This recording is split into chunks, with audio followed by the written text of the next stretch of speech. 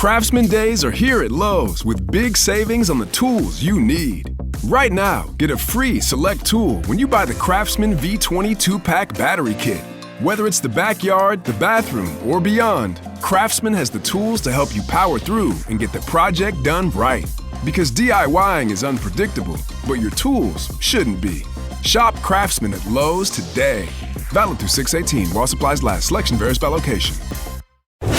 Breaking down every game, every day in Major League Baseball. This is the Baseball Betting Show. Here is your host, Greg Peterson.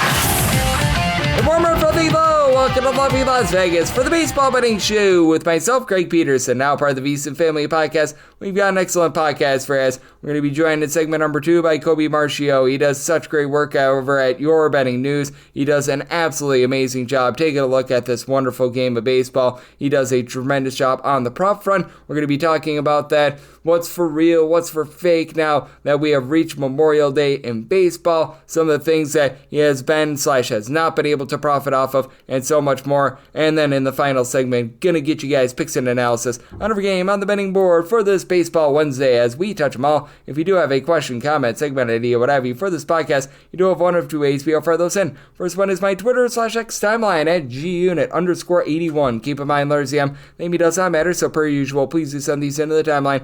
Other ways, find an Apple Podcast review. If you rate this podcast 5 stars, it is very much appreciated. From there, you're able to fire in whatever you'd like to hear on this podcast via that 5-star review. While I did not get any Twitter / X questions today, everything is powered by Edge Boost. Edge Boost is making sure that bettors are able to access their funds all day, every day for any gambling-related transactions. You earn cashback rewards as you use Edge Boost, and over at Edge Boost Bet, utilize that promo code of Greg, G-R-E-G. That gets you a $1 for $1 match on your first deposit up to $25.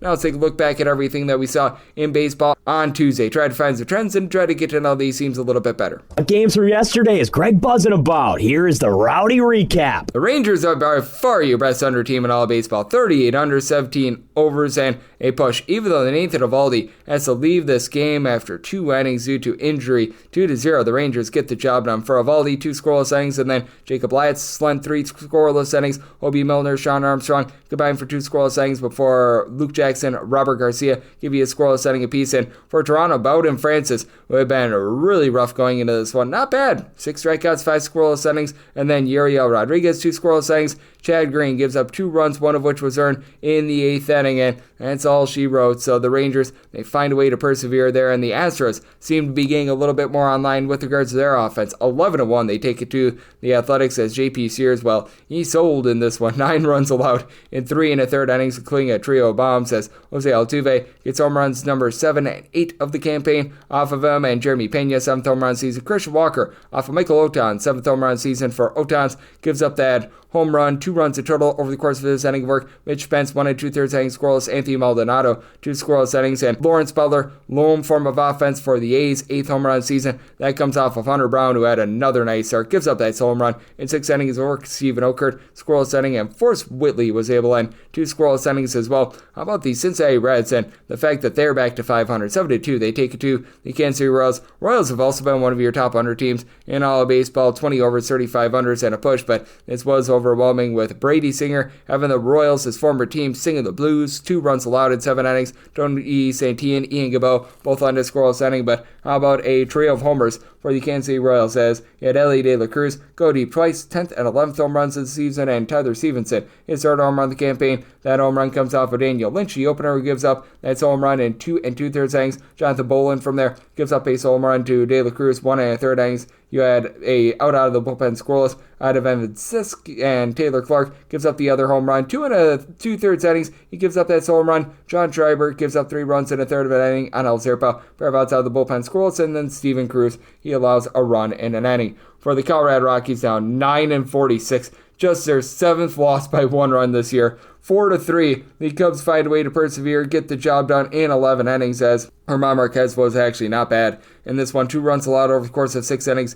Jake Bird, Seth Halverson, Zach Ognos, all on the scoreless inning, and then Tyler Kinley gives up 2 runs, one of which was earned in the 11th inning. As for the Rockies, you did have Brenton Doyle go deep off of Cade Horton, his 5th home run season for Cade Horton. You heard a who giving up 2 runs over the course of 6 innings. From there, the bullpen was solid. Caleb Thielbar, Ryan Brazier, both combined for a scoreless inning. Brad Keller, Ryan Presley, they both give you a scoreless inning. Chris Flexen in the 10th and 11th inning gives up an unearned run to be able to get the Cubs to the window. Cubs, by the way, your top over team in all of baseball. 32 overs, 18 unders, and 5 pushes. This one does not go over the total, though. This one does go over the total. As St. Louis, pretty solid over team. 28 overs, 24 unders, and 3 pushes. They take it to the Baltimore Orioles. 7-4 the final as Andre 3000 Palante. Not a great start here. 4 runs, 3 of which were earned, and 5 2/3 innings, including a home run. Going deep for the Baltimore Orioles, it was Ryan O'Hearn getting his 7th home run of the season, and Tomoyuki Sugano gives up 3 runs of his own. He was able to last 5 1/3 innings for St. Louis. Going deep off of him was home run number 8 of the season for Lars Nootbaar. Nolan Arenado off of Brian Baker gets his 6th home run of the season for Baker. He gives up that home run. 3 runs a total in 2/3 of an inning. Yunier Cano, Gregory Soto, both on a pair of outs out of the bullpen. Scoreless. Keegan Aiken, he goes for a third of an inning, allows a run, and then you did have a 1 1/3 innings out of Yarmil Geraldo. Hopefully I said that correctly. Scoreless, but for the Orioles, 1 of 14 with men in scoring position. It has not been great for them, to say the least, but things are starting to be great once again for the LA Dodgers. 31 overs, 24 unders. They pound the Cleveland Guardians 9-5 the final as for the LA Dodgers. Quite a few bombs in this one. Shohei Ohtani is the league-leading 20th home run season. That comes off of Tanner Bybee. For Hunter Gaddis, he gives one up to Michael Conforto, 3rd home run season. Then Max Muncy was able to get home run number 4 of the campaign. For Muncy, that comes off of Nick Enright. He allows 3 runs in his inning of work. Tanner Bybee, the starter, gives up 4 runs in 5 innings. Hunter Gaddis allows a run in an inning. Tim Herron, scoreless inning. And then Jacob Junis, he gives up a run in an inning, as you did have Daniel Schneemann go yard for Cleveland as well. 7th home run season off of Dustin May, who it was Mayday for the Cleveland Guardians. 9 punch-outs. Does allow 3 runs over the course of 5 innings, but from there, Luis Garcia, 2 unearned runs. Given up in his inning work, Jack Dreyer along with Ben Casparis. They combine for 3 scoreless innings to be able to get that one in. The Tigers get this one in 3-1 the final. Top record out there in the American League at 36-20. And for Logan Webb, those home and road splits coming through again. Does get 10 strikeouts in 6 innings, but allows 3 runs, including a homer. Going deep was Wencio Perez. Welcome back to him. First home run of the season. And then Captain Jack Flaherty. Best start of the season. 2 hits, no runs allowed in 6 scoreless innings. And then you did have Volves give up a run in an inning. Chase Lee, though, 2 scoreless innings. So Detroit, they find a way to the window. The Phillies find a way to the window as well. The Atlanta Braves just have not been themselves away from them. 2-0 the final line. How stark are those home and road splits for the Atlanta Braves? Well, 16-9 at home, 9-19 on the road. And for the Atlanta Braves, Spencer Strider, 4 2/3 innings, walks 4, punches out 7. He's trying to work things out. Bullpen from there wasn't bad. Desbel Hernandez gives up a run in an inning. Anya de los Santos, Dylan Lee, both turn a scoreless inning. Rafael Montero, he gets it out of the bullpen, but for the Braves, they strand 10 men on base as Ranger Suarez had his good stuff going on. 6 scoreless innings for Ryan Kirkering, Matt Strom, Jordan Romano. They're all able to land a scoreless inning. Got quite a few scoreless innings from the Minnesota Twins, who have been a really good under team. 18 overs, 32 unders, and 4 pushes. 4-2, they take it to the Tampa Bay Rays. As for Joe Ryan, he gives up 1 run in his 6 innings of work. From there, Louis Varland, he gives up a run in an inning. Griffin Jax, Yohan Duran, they both turn a scoreless inning. And for the Tampa Bay Rays, they do give up a home run to Cody Clemens, his 5th home run of the season. That comes off of Taj Joncal and Milton Bradley. 3 runs, 2 of which were earned, given up in 7 innings. Manuel Rodriguez gives up a run in his inning of work, and Eric Orze was able to turn a scoreless inning, be able to turn quite a few scoreless innings as well. The Milwaukee Brewers, in 10 innings, they win by a count of 5-1 thanks to a walk-off grand slam. Christian Yelich, 10th home run season off of Liam Hendricks, who has been really having a rough go of it. He gives up 4 runs, 3 of which were earned in the 3rd of an inning, as this was Richard Fitz, who got the pretty much open for them, coming off the injured list. 3 scoreless innings. From there, the bullpen was pretty solid. Brandon Bernardino, scoreless inning. Greg Weiser, Justin Wilson, Justin Slayton, all get 4 outs out of the bullpen scoreless.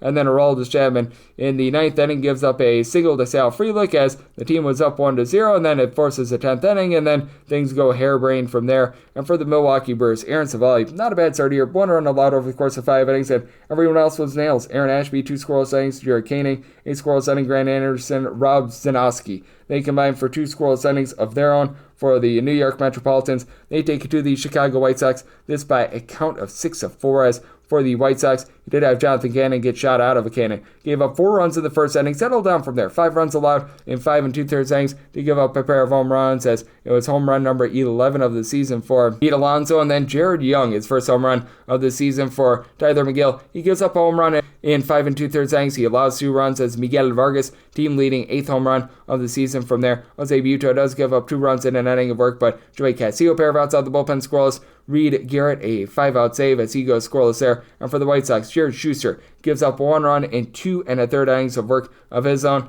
For the Seattle Mariners, they absolutely lay in base the Washington Nationals. This by a count of 9-1 for Washington. Mitchell Parker, another rough start. He's given up 3+ runs, and I believe now each out of his last 6 starts, 3 bombs, 4 runs in total allowed in 4 2/3 innings. Going deep for Seattle, Julio Rodriguez, his 10th home run season, and big dumper Cal Raleigh, 18th and 19th home run season, so he did dumper all over Parker. From there, Jackson Rutledge gives up 3 runs in 1 1/3 innings. He had a run given up in an inning by Andrew Chafin, and Zach Brzezinski was able to give you a scoreless inning for Washington. James Wood does go deep off of Logan Evans, 14th home run season, but really good start here from Evans. Gives up that home run in 8 innings of work before Edward Pizarro is able to land a scoreless inning. For the New York Yankees, they find a way to persevere on the road, 3-2. They're able to take it to the LA Angels. Angels have been one of your better over teams in all baseball. 29 overs, 24 unders, and a push, but Carlos Rodon was on point in this one. 10 punch-outs, 7 scoreless innings. Jonathan Loaiza from there, he goes for a scoreless inning. Devin Williams made things interesting. He gives up 2 runs in the 9th inning, including a home run to Yoel Moncada, 5th home run of the campaign, and for Tyler Anderson, good start here. Allows 2 runs, 1 of which was earned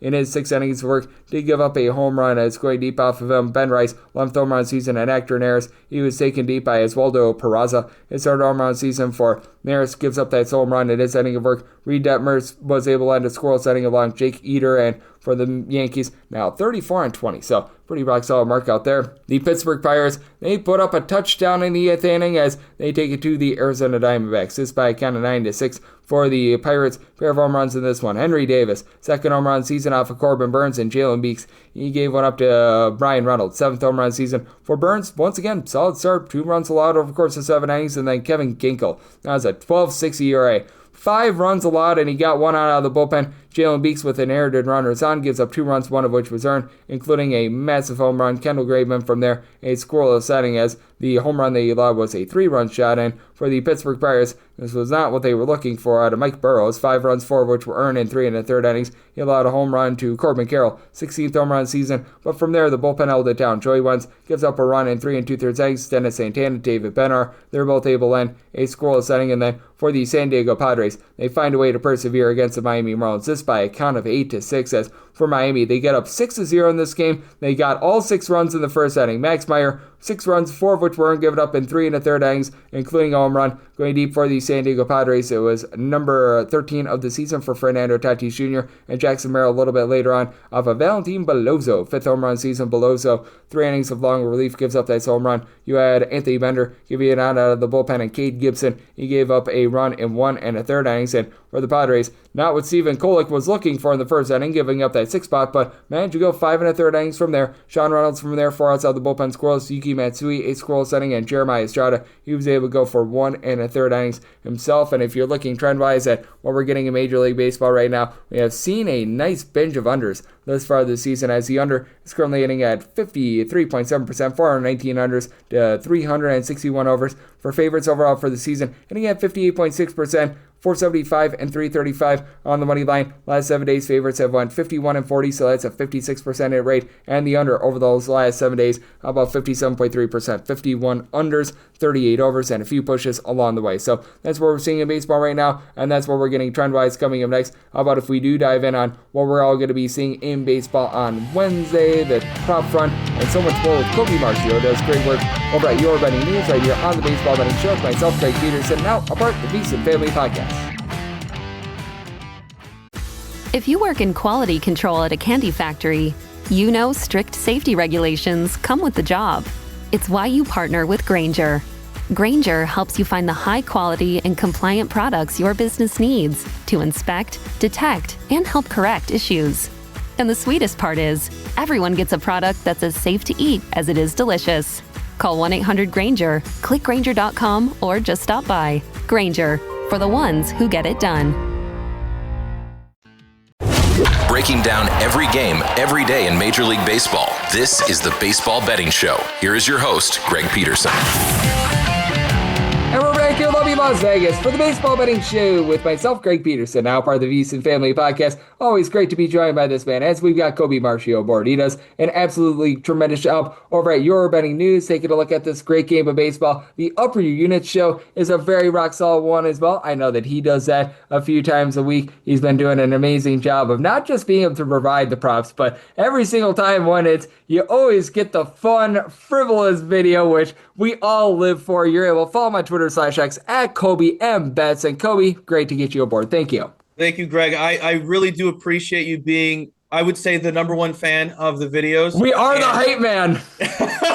I'm like, sometimes I'll post and I'm like, Greg didn't like that one today. I got to step it up. He didn't quote it. He didn't respond to any of it. I got to step it up. He didn't like the hot dog in the mouth of me telling the people that there was a misprice on Shohei Ohtani's bases back-to-back days. The absolute disrespect and the ignorance of the books giving us and filling our pockets. Honestly, I'm actually thanking the books. Thank you so much for the mispriced props on a regular basis. It is a blessing. I love you all. Thank you for blessing this wonderful sport of baseball. I absolutely love it. And your Pope pictures are absolutely tremendous. I must have missed the hot dog one, oh my because God. That just sounds absolutely lovely. I don't even know where they came from. People keep making AI photos of me now. And the Pope one was hysterical. There's a cowboy one of me. And yesterday somebody made a Fast and Furious and me and Shohei together. Oh, I absolutely love it. Good, clean family fun right there. They need to get some dodgeball in there. Like, if you ever take an Arizona Diamondbacks one, the purple Cobras right there. Dodge, duck, dip, dive, and dodge. And that's a lot of what we have to do with regards to prop market. Dodge, duck, dip, dive, and dodge for everything that we're getting over there. And just what has been working for you the last few weeks? Because it feels like it's been hit or miss with regards to these player props. And maybe I'm out of line, but it just feels like the stars are hitting all the home runs and the ancillary guys just have not been able to go deep this year. On a daily basis, I feel like my process adds into finding value. I really don't like betting anything where I have to pay juice on most of the player props. Like I have Vinny Pasquantino's home run. I'm on nothing else. His home run's at plus 750. I think that's a fantastic price, even though he's on an 11-game hitting streak. Hopefully he goes to 12 and cashes us tonight. But I think being willing and knowing that you could lose this prop, but you're betting on something that is giving you significant value is basically what I do on a regular basis. Being okay with losing. It's going to be okay. Just know you're getting a ton of value on a prop that has a good matchup. Like I'm not going to bet something if it's not a bad matchup, just regardless of the price. But finding great matchups and finding the books mispricing things, like I mentioned, Shohei Ohtani's bases. To me, that's an automatic play regardless of his matchup because, well, one, it's Shohei Ohtani. I would do the same with Judge. And these are two guys that we all know are the best hitters in baseball. Why are you giving me plus 100? And especially when he's in a good matchup, just because he was on Sunday Night Baseball the day before. These guys are getting paid millions of dollars. That was that game. Would they get to Cleveland at midnight or 1 o'clock? They had all day to sleep in, all day to prepare. They're fine. They're professionals. They do this for a living, especially Shohei Ohtani. So that's really what I would say I'm a value bettor at the end of the day. Oh, absolutely. And I think that that's the way that you have to be taking a look at it because value is value. Sometimes you have to lay a number, but if you think that something is going to hit like 75, 80% of the time and you're able to get it at a minus 150, that's actually a really, really good bet. And that leads me into this as well. How much of your bets are just becoming fades at this point at some of these bad teams? Because I feel like one of the lone ways to be able to reduce the juice on the Colorado Rockies is by taking player props because everything else is teamed up to high noon. The Chicago White Sox have obviously been a relatively rough team, though the pitching has not been the world's worst, so I'll give them a little bit of credit as well. But I do think that that's always interesting to take a look at because we've got some really, really bad pitchers out there right now. 100%. I'm glad you mentioned this because I personally found this super interesting. The Yankees were in Denver this past weekend. I loved Judge on Friday, and I was like, his price was weird. He's in Denver, and they gave us plus 180-ish range. I forgot what the exact number was, but it was around there. The books give you that price when he's in the Bronx, when he's in Baltimore, when he's anywhere else but Denver where there's high elevation. And I was shocked by the price because when he was in Sacramento, it was plus 110. The time he hit 2 home runs, plus 110. He's in Denver. He's getting to face Kyle Freeland, Antonio Sanzantella, whoever he faced on Friday. I can't think of his name, but I was like, I'm betting his home run every single game in this series. I won 2 of the 3. I was very happy with that. Why are you going to give me another value play, Greg? Why are you giving me the same price in Denver That doesn't make any sense. 1,000% fading anything Colorado Rockies because they are the gift that keeps on giving. I don't know what the Denver, Colorado podcasts are saying. You're not saying enough good things about this team because they're filling our pockets. And it is a blessing. Any team that does that on a regular basis and improves bad teams, they made the Rangers look good. I was trying to buy them back. I'm like, maybe they'll turn it around. Nope, the Rangers are still bad, but they made them look good. It is just absolutely wild what we're seeing out of the Colorado Rockies. 9-45 start to the season. You'd be needing to get plus $5 on that money line just to break even on the Colorado Rockies right now, and they're on pace for the worst start since 1895. To put that into perspective, that was more than 25 years before the Ottoman Empire collapsed. That's how far it's predated. So, yeah, we've got I think Babe Ruth was born 3 years later. It actually might not be the case because the first ever football game was not played in 1895. It was played in 1896. 18. Oh, yeah, 18. Yeah, you're right. My bad. And they had yet to reboot the modern Olympics. That's how far back you have to go for this absolutely horrid run from the Colorado Rockies. And that does lead us into this, as Colby Marchio does great work over at Your Betting News, is joining me right here on the Baseball Betting Show. What have been some of the things that you are going to be taking a look at towards the summer months? Because we do have stadiums out there like Wrigley Field, which I'm sure that you're going to be taking a look at a lot of props out of there because we've got the wind just impacting all those games. But additionally, this summer, we've got a lot of games out there in Tampa Bay where I think that the ball is going to be flying, and Sacramento has been a gift that's been giving as well. And I just feel like those are two ballparks that it's going to be hard for bookmakers to price just because the sample size that we've got is very small, and I think that it's going to vary quite a bit when the weather gets a little bit warmer. That's a really good point. I did not think about the price of the props when it gets to the high 90s and these balls are going to be flying.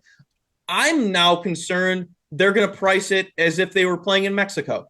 Like when the Padres are there and Tatis's bases was like 3.5 and minus 150. I'm now worried. You got me worried, Greg. I was getting excited for June and July and August when it was going to be scorching hot and the ball was going to be soaring. But if you're going to price Aaron Judge home run at minus 185, 172 in Denver, I think we're going to be just fine. And I really think if you're not paying attention to Sacramento games and Tampa games, you're missing out on a lot because, for example, Taj Bradley, nothing but hard contact, gives up a ton of hard contact. He is not the same guy that plays at the Trop, and you're going to get a guy that probably is going to get a hold of one and it goes right down the right field right at Steinbrenner. It's like playing at Yankee Stadium with the short porch. So keep an eye on those games if you're a bettor, please, because there's always a spot to back and you can make some money. Oh, absolutely. And I think that those are always fun props to be taking a look at as well. And I think that it is going to be really interesting to see what we get out of some of these, shall we say, mid-tier teams as well, because you're always talking about being a value bettor. What are some of these players? What are some of these teams where you're starting to find a little bit more value? Because you mentioned betting on Aaron Judge over at Coors, and no doubt about it, you were able to find some value there. But I think that it's going to be tough night in, night out to be able to find a lot of value on a guy like that. Kyle Schwarber has been tremendous, but I feel like those prices are going to get shorter and shorter as the summer goes along as well. Are there any of these like mid-tier guys, these mid-tier teams that you think might be able to present a little bit of something moving forward? I'm glad you mentioned Schwarber because I think he gets disrespected in his prices on him on a regular basis. I have his hit prop at minus 145. Sure, he's a guy that we know either walks, hits a home run, or strikes out and doesn't really do much in between, but he's one of the best hitters in the league. He's playing fantastic ball. I know you're looking for middle of the road guys, but minus 145 and he's top 3 in the order? That's an insane price. That's just pure value, which I'll pay every single time if he has a good matchup. But I think maybe towards a mid-tier guy, he's injured right now, but Matt Wallner, they do the same thing to him. They'll give you plus money on his hit and he leads off. Matt Wallner is a fantastic baseball player, so I will take that every single time. Now, mid guys, I don't have an answer, Greg. I can't think of a mid guy because I think all the guys that I back are pretty solid. Vinny Pasquantino is seeming to be having a really good season, and his H to double R prop is something I want to take advantage of this season. And when you're giving me minus 125, I won't go anything above that because that's just not worth it in my opinion. But his H to double R prop is cashing, and it's usually hits at a really good trend percentage. And I think that that's so interesting that you mentioned that, because it's something that I've just been looking at as well, because I mentioned it at the top, and I think that's worth mentioning once again. What has just happened with some of these guys that typically they'll have like 25, 30 home run seasons, because you've got your creme de la creme and then you've got your next tier. It just feels like that next tier is not there this year. Vinny, we'll talk about Vinny. Vinny is a guy I've been waiting on for him to turn it around with his power, because he's 6'4", 250 pounds. Sure, he plays at the K, where it's not really a hitter's ballpark. It's really tough to get the ball out there. But he should be a guy that's hitting 35 home runs a season. And he's a double guy, which is good and bad, in my opinion. It's weird. It really is weird. And now that you're mentioning it, it's seeming like a really big star-heavy season with home runs. I'm going to have to look into this, Greg. That's a really good point. Yeah, because it's just been something that I've been noticing. It's like, oh, this guy has like 15 home runs, like the Diamondbacks, very good example. Yeah. You've got Corbin Carroll, along with Eugenio Suarez, 15 plus home runs, and nobody else is giving you anything whatsoever. With the Minnesota Twins, I mean, you've had Byron Buxton give you 10 plus home runs, nobody else is giving you anything whatsoever. So yeah. I've just been noting that as well. And just when it comes to this time of year, is there anything else that you might be diving in on a little bit more? Because you typically take a look at a lot of total bases. I know that you're taking a look at the home run props as well. Is this the time of year where you start to take a look at a few more pitcher props, or perhaps just look to fade some of these bad pitchers as well? I dabble in the pitcher props whenever they stand out to me, but it's usually a couple times a week. It's not a lot like I do with the hitters. But our good friend Adam Rosenberg put me on team total bases. That is my new favorite prop. That is my new first five team total. Last year I was a big first five team total guy. It hasn't been good to me this season, and I kind of have gotten away from it. I really do love first five team totals basics, because I don't have to worry about them scoring runs. If I have confidence in them getting on base and producing some rallies, I only have to worry about them having some action, not worry about the runs. Sometimes I'm getting screwed and they end up scoring a ton of runs and there's only a couple singles and they're getting walks in here and there. But it's a fun prop, and I don't think the books know how to price it. So I'm going to have a lot of fun with that. I'm looking at futures. I keep praying, Greg. I keep praying that the Rangers turn it around. I'm telling myself they can do it. I'm going to lie to myself this whole season because I like that team so much. It's just sad. I keep looking at the Giants because they're fun. I'm thinking about dabbling on the Tigers to win the World Series. I don't know if the price is there yet. I don't know if my confidence is there yet. It has to line up with both of those. But I think they're dangerous. They're fun. I'm the kind of guy that thinks if you're fun, you're one of the most dangerous teams in baseball, because if they're producing runs, they're playing well, and they're enjoying the team that they have around them, that's absolutely dangerous. Look at the Colorado Rockies. I'll do that. Is that team having fun? Nope. Well, it's fun if you're betting against them. That's a whole that's just you and me, Greg. That's just you and me. Yeah, if you're in that Colorado Rockies locker room, I could not imagine being in there being like, yep, we are the worst team in the history of professional sports. We have lost more than 45 games, and we aren't even in June yet. But you know what? We always win when you're aboard, Colby, because you do such an excellent job taking a look at this great game that we all know and love of baseball. Let the good people at home know it's all on tap for you and how people can follow along on social media and other platforms. Again, thank you for the kind words. I give out all of my plays for free on my Twitter, my write-ups on betting news. Check out the website. Everything is free. Everything is transparent. I try to be as transparent as possible. My action is very transparent. You can go follow that as well. My Twitter at COLBYMBETS. That's where everything's at. That's where everything is. Betting news. Check it all out. Oh, yes, and our good friend Colby is doing such an amazing job. Take a look at this great game of baseball, and every single time he joins me, lends incredible insights, and the video's second to none. So big thanks to Colby for joining me right here on the Baseball Betting Show, now part of the VSiN Family Podcast. Coming up next, it is that time of the podcast to give you picks and analysis out of the game on the betting board for this Baseball Wednesday as we have them all.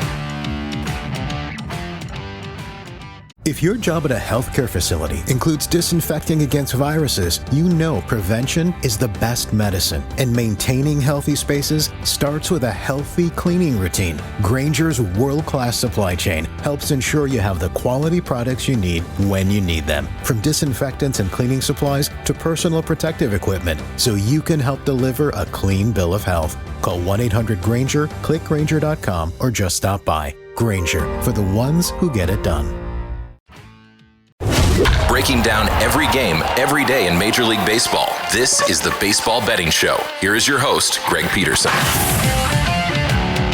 And we're back here in lovely Las Vegas for the Baseball Betting Show with myself, Greg Peterson, now part of the VSiN Family Podcast. Always great to be joined by Colby Marchio. He does such tremendous work over at Your Betting News, taking a look at this great game of baseball that we all know and love. Every single time he joins me, lends such great insights, and did so once again today. So big thanks, Colby, for joining me in the last segment. Now it is that time of the podcast. I give you picks and analysis on every game on the betting board for this Baseball Wednesday as we touch them all. If a game is listed on the betting board, Greg has a side and a total on it, so it is time to touch them all. Do note that as per usual, any changes that are made to these plays will be listed up on my Twitter/X feed at gunit_81, and we are going to be going in Las Vegas rotation order. This is where we go with the National League games first, then the American League games, any interleague games. Those are going to be at the bottom. That'll keep things all nice, neat, clean, and easy. So let's get things started with 901, 902 on the betting board. The Arizona Diamondbacks hit the road. They're facing off against the Pittsburgh Pirates.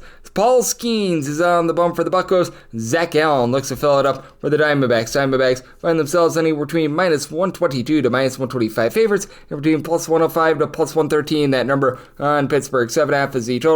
Over is -115, and the under is -105. Semi money line at a -123, so -122 or better. Going to be looking at the Diamondbacks. This is not a knock on Paul Skeens whatsoever, the fact that I made him an underdog. It's the fact that everyone else around him is a complete bozo on this Pittsburgh Pirates team. Like, my goodness. He needs a little bit of help because Skeens has been rock solid. He did have a game against the Cubs where I believe he gave up 3 solo homers, but past that, he's kept everything in the yard. He's giving up a half home run, 2.5 walks per 9 innings, a little bit north of 9 punch-outs per 9 innings, has given up 3 earned runs or fewer in all but one of his starts thus far this season. So he's gone out there, he's done his job. As a matter of fact, he has given up 3 earned runs or fewer in 4 of his last 5 starts, and the team is 1-4 because he has received 3 runs of support or fewer in every game that did not go to extra innings. That's your issue with the Pittsburgh Pirates, as they have scored now 4 runs or fewer in all but 3 out of their last 30 games. You've had O'Neal Cruz be able to give you a double-figure amount of homers, but it's not like he's hitting for some amazing average. To his credit, he's still been able to give you about a 365 on base. Andrew McCutchen about a 370 on base. Adam Frazier is giving you a little bit more of something at about a 260, but this bottom of the lineup with the likes of Emmanuel Valdez, Tommy Pham, Jared Trollo, Henry Davis, all these guys that they try out there, they are all hitting at 215 or lower. Brian Reynolds has been miserable this season, and it's not like this is some sort of a great Pittsburgh Pirates bullpen either. You've gotten a little bit of production out of Dennis Santana, Tim Meza, guys like this being able to play a sub-3 ERA, but Chase Yogurt is starting to show a little bit of regression. You've had David Benner, Poop the Benner with north of a 5 ERA. Joey Wentz has been far from amazing, and then on the flip side, do have an Arizona Diamondbacks bullpen that is leaving a lot to be desired as well. They're outside the top 20 with regards to ERA. Having A.J. Puck out of the fold has really been hurting this team, though. You do have a pair of guys who are able to do a nice job, give you some long relief. Shelby Miller has been able to give you a sub-225 ERA. Jalen Beeks has been pretty rock solid as well. And getting back, Justin Martinez should be able to help out as well for the Diamondbacks. This is a top 3 lineup in terms of runs per game since the beginning of the 2024 campaign. Got a pair of guys in Eugenio Suarez, Corbin Carroll, both give you 15-plus home runs. In the case of Carroll, about a 330 on base. Suarez leaving a little bit of something to be desired with regards to batting average, and same for Lourdes Gurriel. But that said, you've got Pavin Smith giving you north of 400 on base. You've had Geraldo Perdomo move line, give you darn near 400 on base as well. So I do think that for the Arizona Diamondbacks, they do a nice job of being able to get to Paul Skeens a little bit, and then they dive into that bullpen. And then for Zach Allen, it's been the reverse from me. He's actually been quite good on the road this year, and he's been bad at home. Like, this is the exact opposite of what he has been throughout his entire career, but he has really struggled, giving up 4+ runs in each out of his last 3 starts, currently owning a 5.25 ERA. I think that there's positivity coming from him. He's been giving up home run after 9 innings, not as much of an issue against the Pittsburgh Pirates, and I do think that the Diamondbacks get the job done here. Want to lay up to a -122 on that money line, and did set my total at a 7.7, so here at the 7.5, I like the over. 903, 904 on the betting board. The Miami Marlins are on the road against the Slam Diego Padres, as Sandy Alcantara goes for the fish, and Kyle Hart is on the bump for the Padres. Padres are pretty sizable favorites, anywhere between -160 to -165, +140 to +145. That number on Miami. 8.5 is the total. The under is -115, and the over is -105. And in terms of initial run line prices, you're going to be able to get a pretty solid plus number here on the Padres right now. Find that at a +120, and I would think that you're going to be able to get a little bit more moving forward, and I'm going to be willing to take that run line. I was willing to go up to a -108 for Kyle Hart. Fully recognize that this is going to be his first start in a month, and when he was out there for his 5 starts, he was posting up a 6 ERA, 6 fielding dependent, north of a home run half per 9 innings, but now he gets to go up against the Miami Marlins. where you've got Kyle Stowers, who's been very good for this team. Stowers has been able to supply the team with 10 plus home runs. He's giving you north of 375 on base. And then Matt Mervis has been able to give you 7 home runs. But for Matt Mervis, he's been hitting below the Mendoza line of 200. Now they've got Xavier Edwards, who just landed on the injured list. Dane Myers, really the lone guy that was able to give you a batting average, is on the injured list as well. And then Eric Wagaman has been hitting about a 245, but he's really not giving you a lot of power. Augustin Ramirez has been solid. He's hitting for about a 300 on base, 6 home runs, so you'll take that. But overall, it's a relatively rough Miami Marlins lineup, and it's a relatively rough Miami Marlins bullpen. Currently in the bottom 6 of the big leagues in terms of bullpen ERA, Ronnie Enriquez, Anthony Bender have both been able to give you a sub-2 ERA, but when you get into the likes of Lake Bakar, Jesus Tinoco, Anthony Veziano, these guys have been absolutely terrible, posting up north of a 4.70 ERA. And Sandy Alcantara,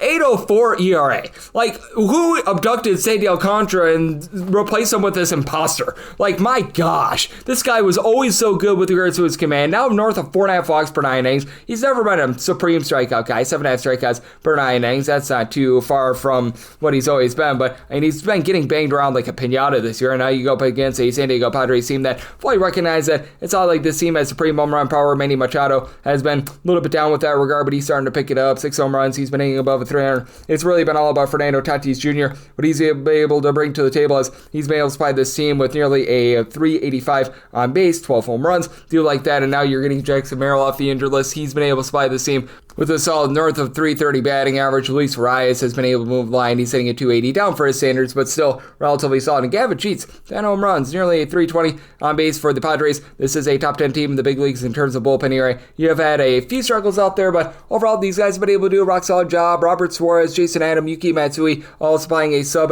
260 ERA. Jeremiah Estrada has been pretty solid as well, right around about 275. And I really do like Adrian Marjon as a bit of a long guy, providing you about a 3 ERA as well. Do think that though Kyle Hart is probably going to have his struggles, you're going to be able to get in that good bullpen. They're going to be able to limit the Miami Marlins and find a way to get the job done against a guy in Alcantara that's just really struggling. So did set the Padres minus 203 on the money line. I'm personally going to be taking that run line. Did set my total at 8.8, so I'm also in on this total over. 9-5, 9-6 on the betting board. The Atlanta Braves, they hit the road. They're going to be facing off against the Philadelphia Phillies. Zach Whelan and Dylan Wheeler is on the bump for the Phils. AJ Smith-Schweber is on the bump for the Braves, and the Braves are between plus 142 to plus 147 dogs, and between minus 160 to minus 170. That number on the Phils, 8 is the total. Under is minus 115 to minus 120, and you've got the over any between even and minus 105. And for the Phillies, made them minus 167 on the money line. If you're looking to lay around half with them, you're currently getting that right around about plus 120, plus 125, anything of plus 115 or higher. I'd be looking there for Zach Wheeler. This guy just always rounds into form after the first month or so of the season. It always feels like that first month,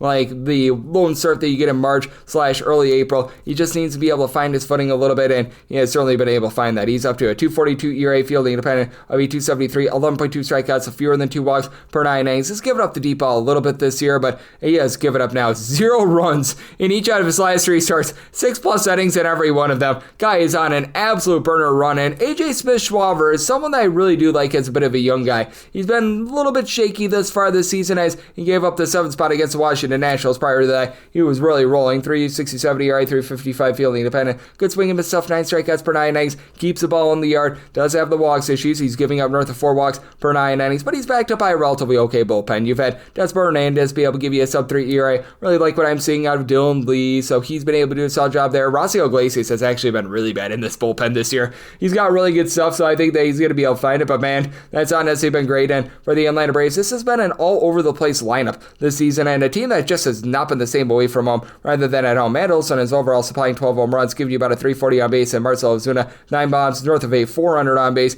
You've had Ozzie Albies pick it up a little bit, but still hitting only about a 240 without a lot of power. Michael Harris has been miserable, hitting about a 222. The bottom of the fold has actually been halfway decent. Eli White has been able to give you some solid production along Nick Allen, so do have to like that. But again, this has been a little bit of a different team when they've been away from home. I don't know quite how to explain it, but away from home, they're hitting at 232 as a collective, and they don't have a single guy other than Matt Olson with north of 5 home runs on the road this season. Meanwhile, for the Philadelphia Phillies, it's been all about Kyle Schwarber, because really nobody outside Kyle Schwarber is giving you too much power. 18 home runs, nearly a 400 on base entering into yesterday. You've got Bryce Harper, who's been able to give you 8 bombs. He's up to a 370 on base, and it's not like these guys aren't moving the line. You've got Umando Sosa in a small sample size hitting about a 350. Trey Turner down for what? Hitting above a 300. Alec Boehm, Nick Castellanos. These guys are hitting about a 270 or so, but has been a bit of an issue there, and for the Philadelphia Phillies, this team is well in the bottom half of the big leagues in terms of bullpen ERA. Jose Alvarado decided that he was going to take a weight loss supplement, and now he's suspended for 80 games, so that's not great. Matt Strawman has been able to give you about a 3.35 ERA, and he's pretty much the only guy in this bullpen that's currently giving you a sub-370 ERA. You've had the likes of Joe Ross, Jose Ruiz, Tanner Banks, all have their issues in this bullpen. Jordan Romano has been absolutely miserable, so interesting circumstance here. I do think that Wheeler goes out there, shuts down the Atlanta Braves, and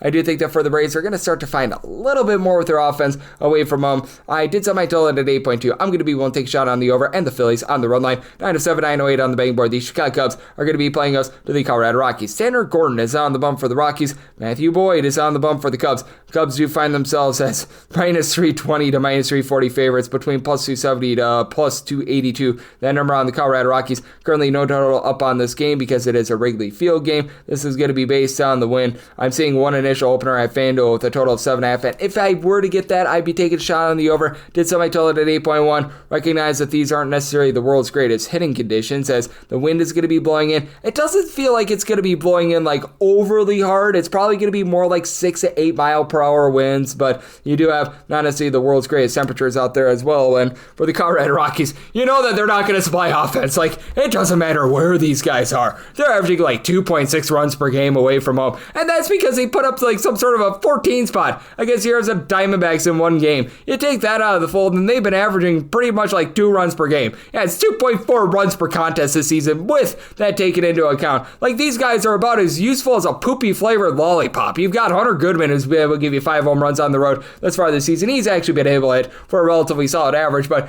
you just take a look at this entire team, and it's a stink of stink. They entered into yesterday 9-45, and they're on pace to have the worst record that we have ever seen in baseball history. My gosh, like, you just have so many of these guys: Brenton Doyle, Michael Toglia, Ryan McMahon, Adley Elmoter. These guys are hitting a 215 or lower. They're giving you a big giant nothing burger, and sad part is this is actually not the world's worst bullpen. You've had Jake Bird, Zach Ognos be able to supply a sub-2 ERA. Jimmy Urquhart has been able to give you a few solid innings. Victor Vodnik being on the injured list has hurt them, but now you're trotting out there Tanner Gordon, who's pretty much a human pinata. He's got a career ERA that's north of 7. He doesn't get strikeouts. He gives up a lot of walks. He gives up a lot of the deep ball. Not great, to say the least. So yeah, that's not necessarily a place where you want to be. And then on the flip side, you got yourself a guy in Mr. Matthew Boyd, who's been rock solid for the Chicago Cubs. I'm not going to say that he's been amazing or anything like that, but you know what, a more than serviceable starter. He's been able to supply about a 3.42 ERA. Fielding dependent is a little bit higher than that. He's been giving up a little bit north of home run per 9 innings. The walks are not necessarily too bad, about 2.5 to 3 walks per 9 innings. He gets 9 strikeouts per 9, and this is a Chicago Cubs team that is right now leading the big leagues in terms of runs per game, as you've got a quartet of guys: Dansby Swanson, Pete Crow Armstrong, Kyle Tucker, and also Seiya Suzuki, who've all been able to give you at least 11 home runs, with Crow Armstrong along with Kyle Tucker. Both of these guys are hitting at 280, and these are multi-home run shots because you've got the likes of Ian Happ along with Michael Busch, both being able to provide north of a 340 on base. Carson Kelly, 9 bombs at 103 at bats, north of 400 on base out of him as well. The Cubs should be able to go out there, light this single place. I'd be willing to lay up to a minus 172 on this run line, and 8 or less looking at the over, 8.5 or higher, the under. 909, 910 on the betting board. The Minnesota Twins are on the road. They're facing off against the Tampa Bay Rays. Pablo Lopez is on the bump for the Twins, and Drew Rasmussen is on the bump for Tampa Bay. This is pretty much a pick-em line. Both of these teams anywhere between a minus 104 to a minus 110, with a total of 8 over and under, both at minus 110, and I did set the Twins at a plus 106. So if I'm able to get the Rays at a minus 105 or better, I'm going to be willing to take a shot on that money line for Drew Rasmussen. I just really like the way that he's steady Eddie. Now, he typically is not really going to go past 5 innings. It feels like the Tampa Bay Rays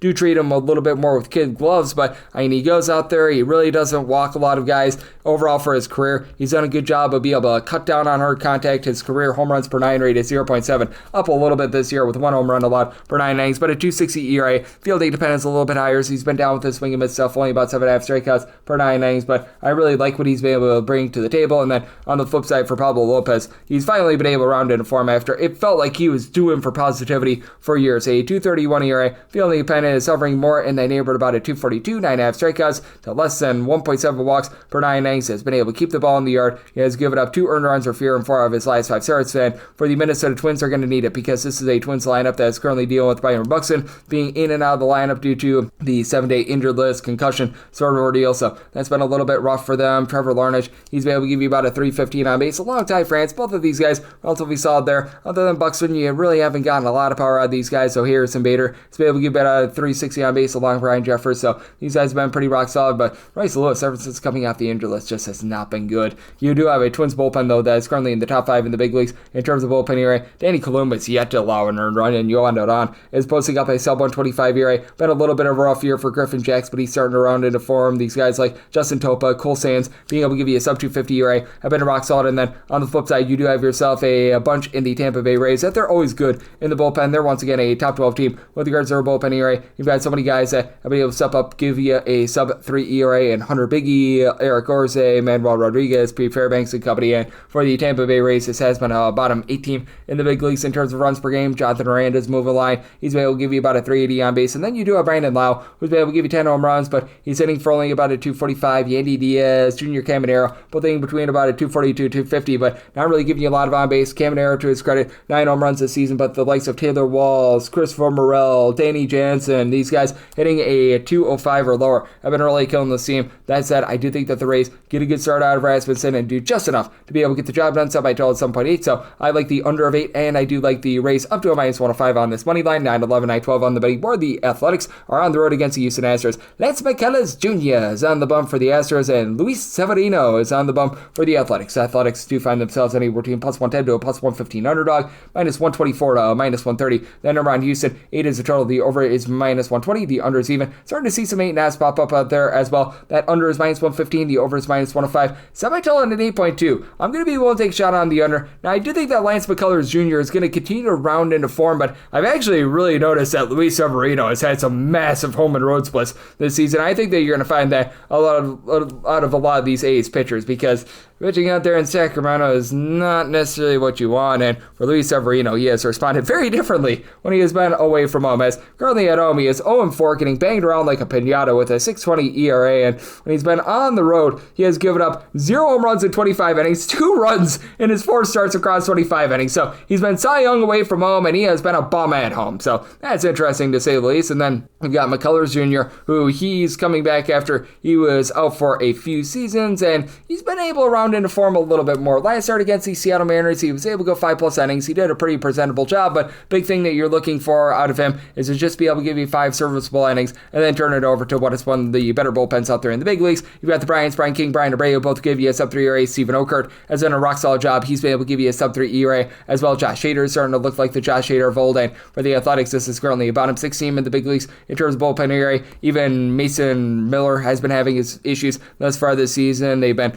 looking to just mix and match with like a TJ McFarland, who's giving you a 5 ERA. Tyler Ferguson has not necessarily been so amazing as well, but Justin Turner is right now giving you a sub-2 ERA. Grant Ullman has been relatively okay in this bullpen as well, and for the Athletics, averaging about 4.2 runs per game away from home. Not amazing, but it's solid. Tyler Soderstrom, he has given you like 1 home run over the last month, but still is providing about a 340 on base. Brent Rooker has been able to give you 12 bombs, hitting for about a 255. Jacob Olsen just refuses to take walks. He's taken a few more, so we'll give him some credit, but I mean, about a 350 average. He has been insane. And Miguel Andujar sitting above a 300 as well. Nick Kurtz is starting to round into form a bit as well, as a little bit of a young prospect that I like. And then for the Houston Astros, just not the same lineup that you've seen in the past. They're about league average with regards to run scoring, with Isaac Paredes really starting to pick it up. He's been able to supply this team with 11 home runs, and then you've got 666, Jeremy Pena, Christian Walker, Jose Altuve, all entered into Tuesday with 6 home runs. For Altuve, starting to pick it up a little bit, but you can tell that he's not the guy that he once was. And Christian Walker, 275 on base, deplorable, but that's it. Cam Smith is up to about a 345 on base. I do think that with the Houston Astros and the way that their bullpen is going, I think that they're going to be able to get the job done. And for Severino, I do think that there's a little bit of regression for him to be had on the road. So I tell it an 8.2. Personally, I would rather have an 8.5 under rather than an 8 over. So looking at that under, and I do like the Astros on the money line up to a minus 134. 913, 914 on the betting board. The Toronto Blue Jays hit the road. They're facing off against the Walker Texas Rangers. As it's going to be Tyler Mahle who's on the bump for the Rangers. This is old to be determined on the bump for the Blue Jays. So this game is off the board. This typically signifies signifies that you're going to get sort of like a piggyback effort between Eric Lauer and most likely Paxton Schultz. It used to be Jose Urena in this spot, but we've been seeing quite a bit of Paxton Schultz. I know that that's a guy that the Blue Jays are relatively high on, and as I'm doing this podcast, it seems like that's the way that they are leaning with regards to this, as Schultz has shown himself to be relatively solid in terms of being able to get swings and misses to begin the season for the Toronto Blue Jays, and I could see him being sort of like an opener plus, and then you utilize Eric Lauer. These two guys, they combine to fill like 5-6 innings, something like that. As for Schultz, he's made 4 appearances thus far this season with a combined 10 2/3 innings, so I think that would actually work out well for them. Jose Urena, so that's why this game is off the board pretty much everywhere. Not even really FanDuel has too much of an opener here, and typically they've got an opener for darn near everything, but I've got my handicap on this game, as I did set the Rangers at a -154 on the money line, so willing to go up to a -153 there, plus 155 or higher. Looking at the Jays, and some I told to wear an 8 or less, looking at the over 8.5 or higher, the under. You do have to expect that Eric Lauer in some form or capacity is going to be pitching in this game, and he's been relatively solid for the Toronto Blue Jays as far this season. He's giving you about a 3.31 ERA. He's pitching 5 total games, 2 of which have been starts. He hasn't really went north of like 4 innings and change, but he's giving you 9 strikeouts, about 2.8 walks per 9 innings. The 3.31 ERA backed up by a 4.60 fielding independent because he has given up a trio of homers in 16 1/3 innings, but all in all has been fine. Jose Urena is a guy that I just really don't trust him whatsoever, and if you get any sort of Jose Urena, he's going to Urena all over this game. 6.75 ERA. Not as good strikeout guy. He doesn't necessarily have the world's greatest command. Gives up for his career 1.3 or 1.4 home runs per 9 innings. And for Tyler Mahle, I do think that you're going to see some regression with him, but this guy has been absolutely awesome thus far this season. How about a $1.80 ERA? More like a 3.12 fielding independent, but keeping the ball in the yard. 2 home runs allowed across 60 innings in his 11 starts thus far this season. Only about 6.5 strikeouts per 9 innings, and he is giving up a little bit north of 3 walks per 9. He's backed up by a bullpen that is relatively solid. I'm not going to call it amazing. They're about like 18th, 19th in the big leagues in terms of their bullpen ERA. You've been able to have Robert Garcia do a very good job of being able to hold it down for the team. He's been able to give you a sub 250 ERA, and you've been able to get a little bit of mixing and matching out of some of these guys as well. You don't necessarily have the world's greatest long relief for this team, but you've got a few solid one-inning guys like Chris Martin has been able to give you a sub 2 ERA when you've needed him. Holby Milner has been able to do a rock solid job as well, but this is still a lineup that is currently ranked in the bottom 6 in the big leagues in terms of runs per game. This is despite the fact that Wyatt Langford enters into Tuesday with 10 home runs, 325 on base, and then you've got the Joshes. Josh Smith, Josh Young, both give you about a 330 to a 335 on base. Josh Young has been able to hit about a 280 for this unit, but I mean, you've got a lot of struggling superstars as Adolis Garcia, Marcus Semien, Jock Peterson, only a 215 or lower. You've gotten a little bit more out of Jake Berger recently, but he still give you like a 253 on base. Evan Carter has been having a miserable year as well, and then on the flip side, you've got yourself a bunch that has been very hit or miss all season long with regards to the Blue Jays, and the one place where they have been missing is on hitting the deep balls. You've got quite a few guys that actually do a solid job of being able to find a way on base, move the line, as Bo Bichette is sitting at 270 for this team. You still have Vlad Guerrero Jr. giving you that 380 on base, George Springer with about a 360 on base, Nathan Lukes has been able to give you 360 on base, but right now Dalton Varsho is leading the way with 8 home runs this season, and Dalton Varsho has missed north of 30 games this year. That's not great to say the least. Vlad Guerrero Jr. only had 7 home runs thus far this season. Anthony Santander, 6 home runs, hitting below the Brazils line 200. That has been relatively rough for this team to say the least as well, and I do think that for the Blue Jays it's going to be a little bit testy with regards to that bullpen, as Jeff Hoffman has not been great. He's been supplying north of a 450 ERA for the team. Mason Fluharty is starting to regress a little bit as well, but Uriel Rodriguez, Chad Green, both give you about a 320 ERA. Yumi Garcia has been rock solid as well. So 153 or less willing to lay it with the Rangers, plus 155 or higher looking at the Jays, and then 8 or less like the over 8.5 or higher. The under 915, 916 on the betting board. The New York Yankees are on the road facing off against the LA Angels. You say Kikuchi. I say he's starting for the Angels, and Clark Schmidt is on the bum for the Yankees. Yankees between minus 158 to minus 166 favorites. You've got plus 140 to plus 149 on the Halo sign. It's the total. Under is minus 120 and the over is even. I did set this money line at a minus 148, so plus 149 or higher does become my buy point on the Angels money line. Clark Schmidt, simply put, is about as league average of a pitcher as it gets. He doesn't necessarily do a whole lot that is amazing. He doesn't necessarily do a whole lot that is really going to be off-putting, as he's got an ERA that's right now hovering in the neighborhood about a 450. His strikeouts per 9 rate is about 9.2. He does give up 4.5 walks per 9 innings, but for his career, 8.9 strikeouts, 3.3 walks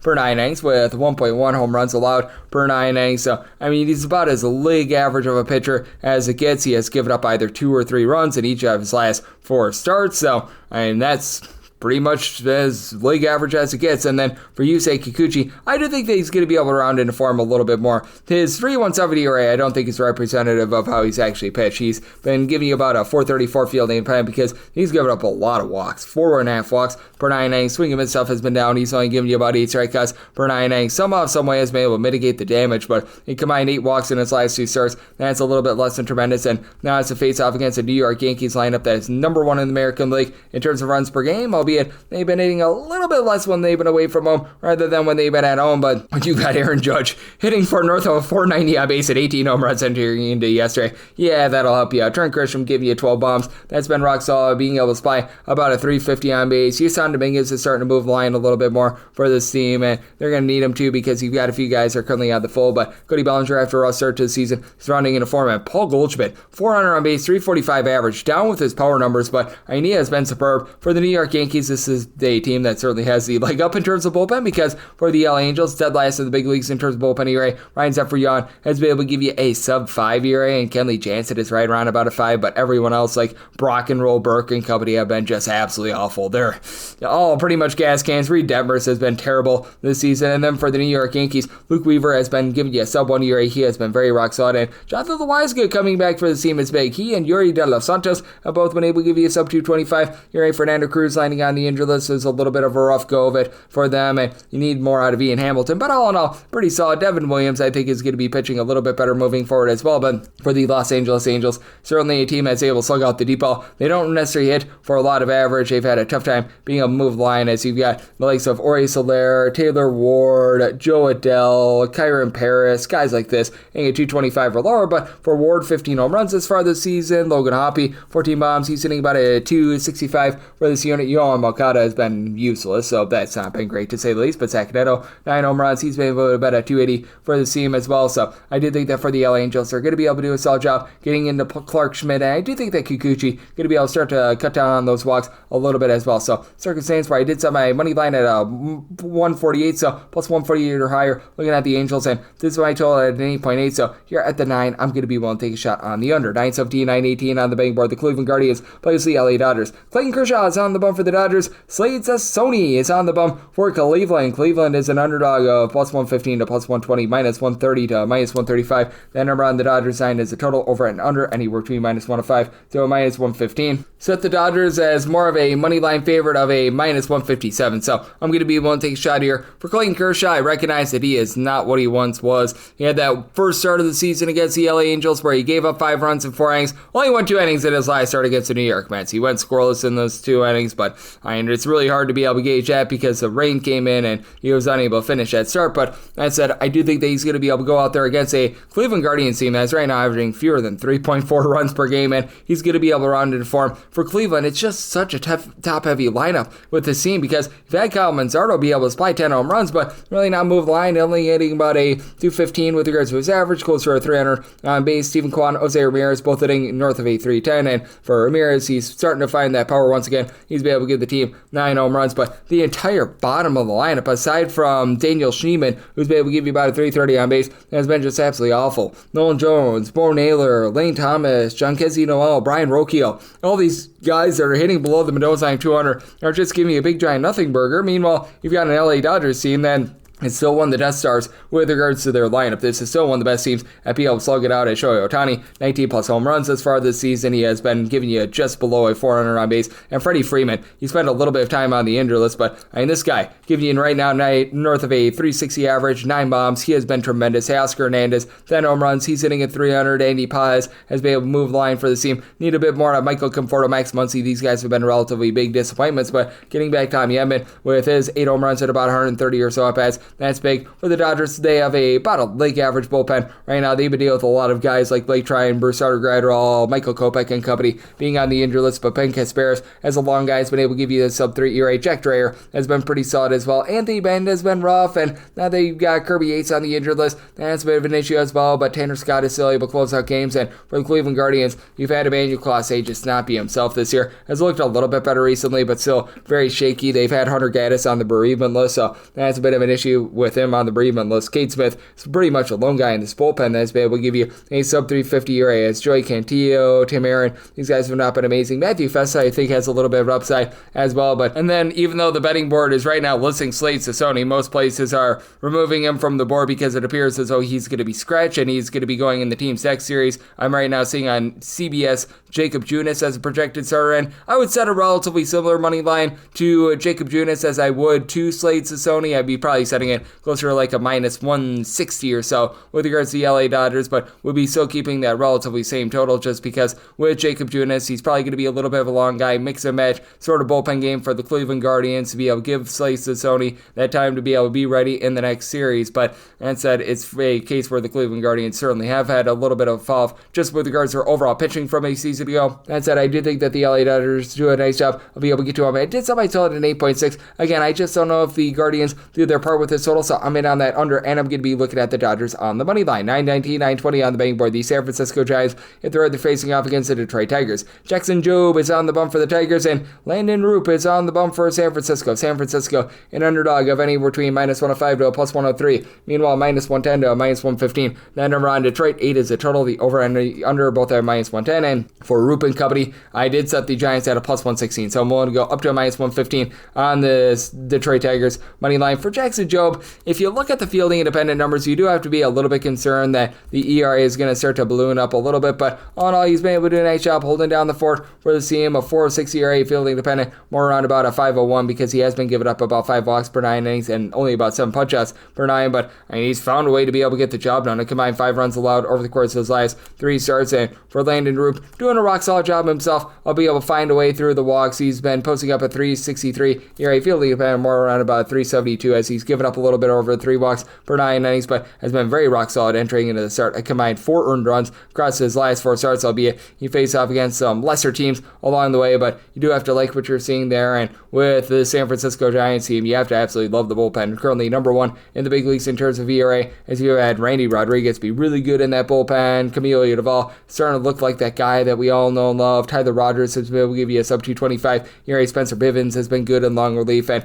for the Giants, the biggest concern that you've got for the team is Willie Adames, and the fact that he is just right now not living up to what they were hoping for. A 205 batting average with 5 home runs entering into yesterday. Not great to say the least. Meanwhile, Eloy Ramos, Jung-Ho Lee have both been able to hit north of 280. Ramos has been able to give you 9 bombs. Warren Flores up to 10 home runs, hitting north of 255. Matt Chapman not hitting for average, but 9 home runs, 340 on base. Mike Yastrzemski is moving the line as well. And getting back to Tyler Fitzgerald is big. He's able to give you north of 330 on base, which that's big because the likes of Luis Matros, Patrick Bailey, Lamont White Jr. have been hitting below 8,200 this season. And on the flip side, you have a Detroit Tigers team that does rank at the top 4 in the American League in terms of runs per game, as you've got a trio of different guys. Riley Green, Kerry Carpenter, along with Spencer Torkelson. I'll give you at least 10 home runs this season for Torkelson, up to about a 360 on base. Javi Baez, him and Gleyber Torres, both hitting above a 275 is big. Dylan Dingler's moving the line. Not necessarily a ton of average or a ton of power, but about a 295 average. Other than Justin Henry, Malloy, these guys are really coming to the forefront, and now they're getting back Wencio Perez as well. And for the Tigers, since the All-Star break of the 2024 campaign, really number 1 in the American League in terms of bullpen ERA. So many guys are able to mix and match with. Brian Herter, when you need him as a starter, he's solid. When you need him out of the bullpen, he's solid as well. As he, Will Vest, Tommy Kahnle, throw in there as well, Brendan Hennefy. I'll give you a sub 320 ERA. I do think that for the Tigers, they do find a way to be able to get the job done and get to Roop in this spot. Somebody told it an 8.2. I like the over, and I do like the Tigers up to a minus 115 on that money line. 921, 922 on the betting board. The Boston Red Sox hit the road. They're facing off against the Milwaukee Brewers. Freddie Peralta is on the bump for the Crew, and Brian Bayo is on the bump for Boston. Boston is a underdog of plus 130 to plus 140, minus 153, seeing as good as minus 145 to minus 155. Then around Milwaukee, 7.5 to 8 is the total on the 8. Under is minus 115. The over is minus 105 on the 7.5. Over is minus 120, and the under is even. I'm going to be taking a shot on the over. I did somebody tell it an 8.4. I just don't have a lot of faith here in Brian Bayo. For Bayo, it's been a case where he's just been able to get a high strand rate. He's got a 4.08 ERA, but a 4.88 fielding independent, 6.9 strikeouts, 5.1 walks per 9 innings. He's not giving up too much of the deep ball, but still a little bit of a concern there for Freddie Peralta. 2.55 ERA, but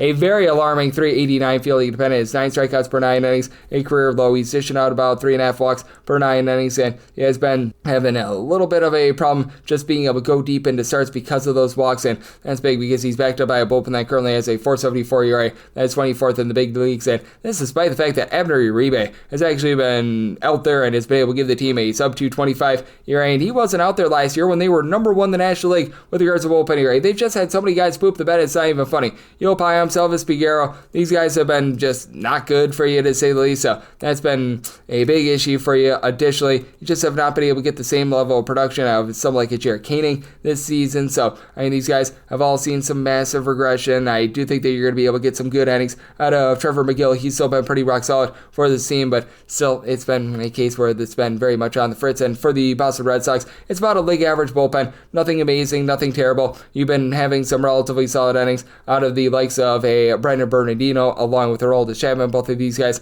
have been able to supply a sub 2.25 ERA, and you've been able to additionally be able to get a little bit out of Greg Weissert as well, though it's been a bit shaky for Liam Hendriks, so that's been up and down. But for the Boston Red Sox, they've also been very shaky with their lineup ever since Alex Bregman has been out of the fold. Now, you do have a pair of guys that are giving you a double-figure amount of homers, as you have to like what you're seeing out of Rafael Devers, and he's been able to give you about a 400 on base along the way as well. Won't pick it up with the glove, but certainly picking it up with the bat. And then Weiler Bray, 12 home runs, about a 340 on base as well. Christian Campbell, he's starting to regress, only hitting a 225. Sedane Rafaela really doesn't give you a lot of on base. He's only hitting 220, doesn't give you a lot of power. Pretty useless for this team. Jaron Duran, he's been able to do a nice job, give you a double-figure amount of steals, hitting about a 280. So after a rough start to the season, he's been solid. But Trevor Story completed another waste of money right there. And for the Milwaukee Brewers, this team doesn't necessarily have a lot of power. Got Christian Yelich, who's been able to supply 9 home runs, but he's been only hitting about a 205 this season. Got Jackson Trios up to 8 bombs, but a 275 on base. Leaves something to be desired there. You've been able to get some good production out of Rhys Hoskins, who's been able to give you about a 385 on base, but power numbers have been a little bit down.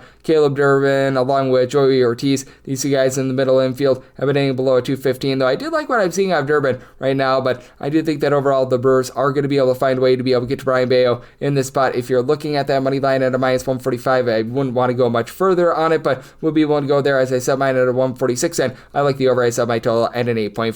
923, 924 on the betting board. It is the St. Louis Cardinals on the road against the Baltimore Orioles. Cade Bovich is on the bump for Baltimore. Miles Michaelis is on the bump for the Cardinals. Cardinals do find themselves as underdogs of between plus 101 to plus 109, minus 117 to minus 122 is the number on Baltimore. 8.5 is the total. The over is minus 120, and the under is even. And for the St. Louis Cardinals, I did set Miles Michaelis and company as a favorite of minus 122. I'm going to be willing to back them on the money line. For Cade Povich, I just still have all sorts of question marks with him. Throughout his career, he's been a little bit better when he's been at home rather than away from home, but still, he's got a 4.86 ERA with 1.7 home runs and 3.3 walks allowed per 9 innings, and he's backed up by a bullpen that has been absolutely awful. 27th in the big leagues in terms of ERA. Felix Bautista has been pretty rock solid. He's been able to give you a sub-3 ERA, and Brian Baker has also been a very, very good cog in this bullpen as well. But outside of those two guys, what else are you getting out of this bullpen? As you've had Cionel Perez, who's been posting up north of a 70 ERA. Matt Bowman has not been good in this bullpen. So Anthony Dominguez, Gregory Soto, these guys are all over the place. Ynier Cano, all three of those guys give you north of a 440 ERA. And it's not like this has been a Baltimore Orioles team that has been absolutely slugging the tar out of the ball. They're outside the top 20 with regards to runs per game. Cedric Mullins has been able to give you 10 home runs, hitting for about a 320 on base. And then you do have Gunnar Henderson along with Jackson Alday, both hitting in that neighborhood about a 265. Not necessarily ideal power, but they've been able to give you a bit of something to the credit of Ryan Oren. He's been able to supply about a 425 on base. He's supplying 8 home runs, as Secure said, though, hitting below the nose line 200. Adley Rushman starting to bust out for his team. He's been having a bit of an issue as well, and you just are getting nothing out of Ryan Mountcastle. 260 on base with 2 home runs this season. That's just unacceptable. And for the St. Louis Cardinals, not necessarily a ton of power on this team, but Ivan Herrera coming back off the injured list is very big, as he, in a small sample size thus far this season, has been able to supply this team with 5 home runs at about 70 or so at bats, hitting for north of 400 on base. You've got Lars Nootbaar right now leading the way with 7 home runs entering into Tuesday, only hitting for about a 344 on base. But you know what? You've got Wilson Contreras, who's been able to do a better job recently of moving the line after a rough start to the season. Brendan Donovan has continued to hit well above a 300, and you've gotten tons of production out of Mason Wynn as well. Nolan Arenado is looking a little bit washed at this point. I'm not going to lie to you, but this is also a St. Louis Cardinals bullpen that is way ahead of where we're at with the Baltimore Orioles, as you've been able to get Ryan Helsley just firing all cylinders. In my opinion, one of the best closers in all baseball. Jojo Romero's been a little bit rough this season, but he's been pitching better over the last few weeks, and then you've been able to have Phil Matone, Kyle Leahy be able to supply a sub-3 ERA. John King can always be a little bit of a roll of the dice, but he's been a little bit better in his own right as well. I just can't get with making Cade Povich a favorite in this spot, even though Miles Michaelis, he's again, been on this just absolutely fiery run where he's given up, I believe, now 5 runs in his last 6 starts. There's no way this is going to be long-lasting. He's only getting 5.5 strikeouts per 9 innings. He's been allowing still right around about 3 walks per 9 innings, so I don't think that there's any way that continues. Somehow, some way, he's just continue to keep the ball in the yard. I think that there's going to be a bit of regression there, but still, even with that regression coming, I still do like the St. Louis Cardinals in this spot. I did set them as the favorite of -122, so going to be looking at the Cardinals on the money line with regards to this total. The Orioles have been a little bit hit or miss with their lineup. I did set my total at an 8.7 to think that they do just enough to get this over. So, liking the over and the money line of St. Louis, you've got 925, 926 on the card. The Chicago White Sox hit the road. They're facing off against the New York Mets. Good at Finn Canning is on the bump for the Mets, and Shane Smith goes for the Chicago White Sox. Total on this game is 7.5. Over is -115. The under is -105. With the Mets, they're anywhere between -240 to -250 favorites, anywhere between +205 to +215. That is your number on the Chicago White Sox. Most places do not have a run line price currently up for this one. The places that you do, you're going to be finding the Mets laying a little bit of a number here right now. I'm finding the Mets in that neighborhood, about a -110 or so with regards to that run line, and I'd be willing to lay it. I'd be willing to go up to a -122 with regards to this run line. For Shane Smith, it's been a nice start to the season, but I do wonder how long lasting it's going to be, as Smith does not really give you a whole bunch of swing and miss. To his credit, he's been able to hold things down and not walk a bunch of guys or anything like that. For Mr. Smith, 2.36 ERA, fielding dependent, more around about a 3.31 with about 8 strikeouts to 3 walks per 9 innings. We've seen him be the, shall we say, beneficiary of a lot of the runs not going towards his ERA because they've been unearned runs. He's actually been on for 7 unearned runs as far as the season, and then for Griffin Canning, he's just gone out there and performed all season long. 2.88 ERA. He's given up 3 earned runs or fewer each out of his last 5 starts. 8.5 strikeouts to 3.8 walks per 9 innings, so could use him to cut down on the walks a little bit, but even if he doesn't, and even if he's out of the game a little bit earlier, this is a Mets bullpen that's currently in the top 6 in the big leagues in terms of bullpen ERA. You've had Jose Buto experience a little bit of regression, but Oscar Zobin has been really good in this bullpen. He's been giving you right around about a 1 ERA. Reed Garrett has been nails for you all season long. You've even been able to get some relatively good production out of some of these mix and match guys. Like you've had Edwin Diaz do a nice job at the back half of the game as a closer. Max Chronic has been able to give you a sub 350 ERA. And for the Mets, they're starting to find it with this offense, as you've got Francisco Lindor, Pete Alonso, both up to 10 home runs. Lindor has been a little bit hit or miss with regards to the overall batting average over the last 2 weeks, but he still gives you about a 350 on base. Pete Alonso just below a 400 on base. Luanel Acuna has been consistently moving the line for this team. Mark Vientos has had a little bit of a season to forget, and though Brandon Nimmo doesn't necessarily give you the world's greatest on base, still 8 home runs this season. Juan Soto, I know that a lot of people are distraught with him, but 8 home runs and a 360 on base isn't the world's worst start to the season. I recognize for the money that he's making, he needs to give you a little bit more, but come on, let's give the guy a little bit more time, especially because he's going to face off against the Chicago White Sox, where he should be able to get things going a little bit more. It's a White Sox team that's right now averaging less than 2.9 runs per game away from Miguel Vargas, right now leading the way with 7 home runs. That's not great. You got Luis Robert, Andrew Vaughn, both hitting below the bid of the line, 205 home runs apiece, and for Vaughn, entering into Tuesday, 218 on base. You've had Chase Meadroth actually hit for north of a 275 for the team, so that's good. And you're getting Andrew Benintendi off the injury list. He and Joshua Palacios have both been able to hit about a 225 or so for the White Sox. The bullpen isn't necessarily the world's worst, but it's certainly leaving a whole heck of a lot of something to be desired, as you've had Mike Vasil as a long guy be able to supply a sub-3 ERA, so that's been refreshing. Jordan Leisure is hovering right around about a 425, but when you get into the likes of Miguel Castro, Cam Bouger, Frazier Allard, these are veterans that are posting up well north of 5 ERA. I think that they're going to get tattooed in the spot. I do think that the New York Mets going to do a nice job taking it to the Chicago White Sox here. I did set my total at a 7.7, so at the 7.5, I like the over, and I'm willing to lay up to a -122 on that run line.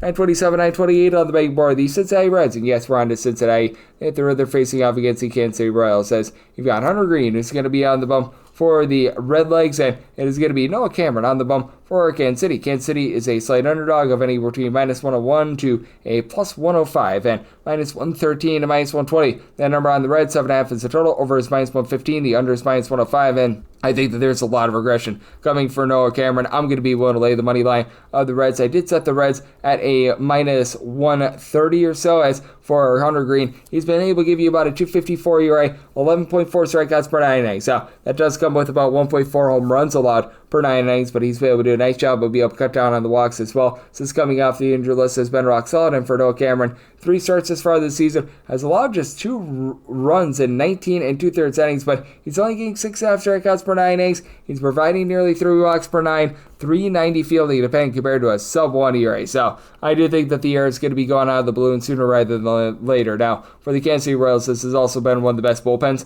in all baseball. They're a top 16 with regards to bullpen ERA. Lucas Erceg, Carlos VII, just an absolutely amazing 8th and 9th inning duo. You've gotten really good production out of Steven Cruz, who's been supplying a sub-2 ERA. John Schreiber has been able to give you a sub-3 ERA as well. So these guys have done a nice job of mixing and matching. And for the Reds, we did see the bullpen really have a rough go of it over the weekend when they were facing off against the Chicago Cubs, but you saw some relatively good pieces out there in that bullpen. Alexis Diaz has had a rough start to the season, and he's currently in the minor league, so that has been something that has been not pleasant for them, but Tony Santillan, Taylor Rogers, Brent Suter, I'll give you a sub-3 ERA, has been pretty solid. Louis May has been hit or miss with regards to this bullpen, but I do think that he'll be able to give you some swing and miss moving forward, and I just don't have any faith whatsoever in Emilio Pagan, but I do have faith in a pair of guys in TJ Friedel along with Gavin Lux, find a way to be able to get on base. Lux has given you about a 380 on base. Now, no power whatsoever out of him, but TJ Friedel, he's been able to hit for about a 370 on base himself. Eli De La Cruz, you know that he's going to steal some bags, 9 home runs, he's going to have his strikeouts as well, but he's still been rock solid. Matt McClain, you need a bit more than him hitting at the Mendoza line of 200. Jake Fraley, when he's been out there this year, well, he has been frail with regards to his overall production, but awesome to say his kid,